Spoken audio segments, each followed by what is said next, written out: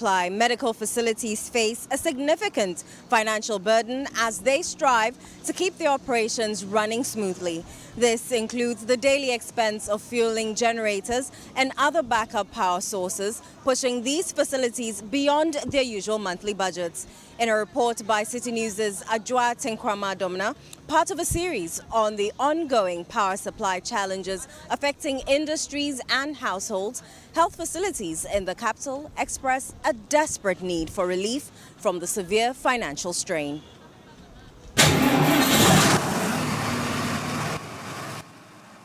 Relying on generators or alternative power sources has become a daily necessity for many industries in Ghana amidst the ongoing power crisis. One such facility is a diagnostics center dedicated to providing accurate imaging and laboratory tests to aid in medical diagnosis. Like numerous other health facilities, this center depends heavily on uninterrupted electricity for its services. However, the escalating cost of alternative power sources has become a significant burden. Bernard Joseph, Chief Executive at Sunshine Diagnostics Center at Airport, reveals to Citi News that the center spends an average of 118,000 Ghana cedis monthly on electricity alone, excluding the additional expense of fueling generators, which amounts to at least 6,000 cedis every other day. Power can't go off. We need to have continuous power. So to ensure that we have continuous power, in spite of whether ECG is on or off, we have the backup generators, which should take over immediately within 40 seconds. Each major equipment has its own UPS. So that gives time of about 10 to 20 minutes. It can run on full capacity while the generator takes over. And we also have a backup generator to the generator that we have, just to make sure that there is no power outage in this building at Sunshine. So we continue to do the work that we are doing. The tests will run. But the costs will be an implication. Now, that can't be absorbed. This cost can't be passed on to the patient immediately. Just the direct costs of ECG are between 80 and 90,000 CD per month. And we spend another 28,000 on the solar.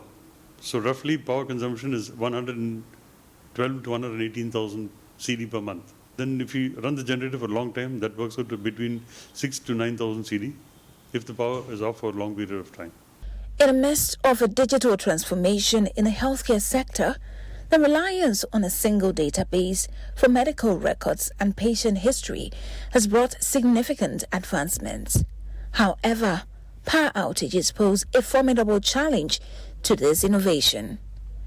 Dr. Thomas Anaba, Executive Director of the African Center for Health Policy Research and Analysis and a former medical director at the Rich Hospital, highlights the detrimental effects of power interruptions on healthcare delivery. The power deficit is causing a very big problem in receiving of patients in the hospital. Now you go to the OPD to be attended to, and you also have medical records.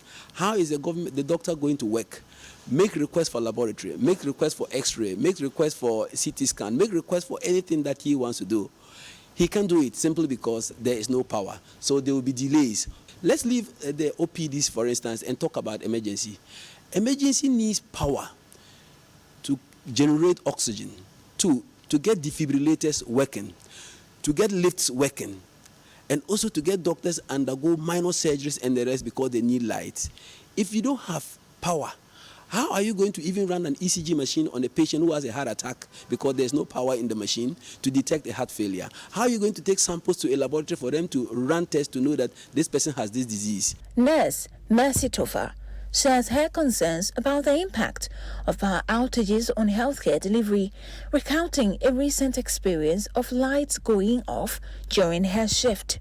She emphasizes the urgency of addressing this issue to prevent disruptions in patient care. Yesterday, like this, we're even at work. The moment we see the light was off, so we're all like, what is even going on this time around?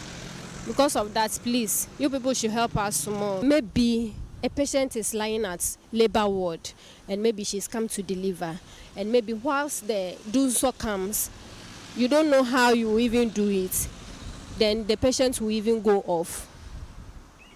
then that one to bring a problem. What we just to say to our ECG or maybe those people working there, that we beg them, we really, really beg them. Recognizing the critical role of health facilities in preserving lives and managing health crisis, stakeholders, including members of Parliament's minority, advocate for exempting medical facilities from the current power cuts. Facility owners echo the sentiment. If these healthcare facilities can be then taken out and ensure that they get the supply of ECG continuously or power continuously, it will be a big step in the right direction. The second thing is, in case it can't be done, we can mitigate it slightly by warning us well in advance of a schedule, a load shedding schedule, so that we are prepared. My fridge in my laboratory blew, and I had to import it again at $12,000. No, not up to a month. I can show you the evidence of the pictures of the board that spoiled, and you see it. A lot of money. That is just one hospital. Because of the NUMSO, it comes very low and goes very high and goes off, and machines spoil, air conditioning spoil. You have to buy new motors, you have to buy new starters, you have to buy everything new, and that is a problem. So it is not a joke to play with. We really need to make sure that health facilities are really exempt from these power fluctuations. With mortuaries playing a crucial role in preserving bodies before burial, the Mortuary Workers Association warns of a potential health crisis if power outages persist. The body will start getting decomposing, to start decaying. You know, the idea of the freezer is supposed to preserve it from temporary decay. In a situation where that is absent, you are supposed to have a decay body. So you see your head getting, your body getting rotten. That's what it means, to come, go, but it's not helping anybody. That's what I'm saying. That it's not stable. For that matter, even the up and down is affecting our fridges.